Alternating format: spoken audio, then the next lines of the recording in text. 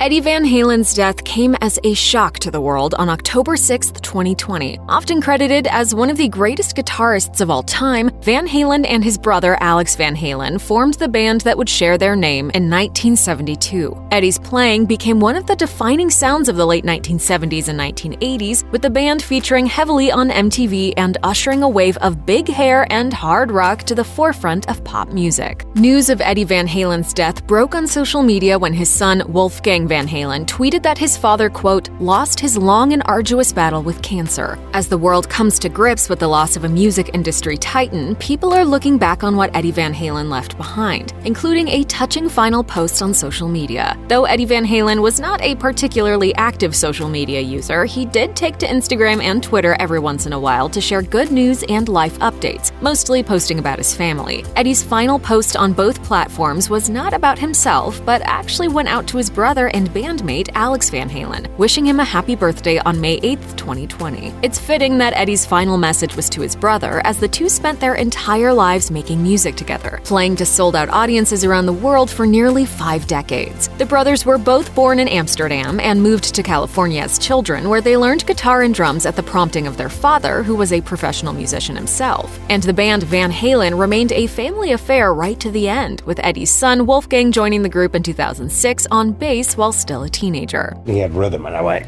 yes, God, thank you!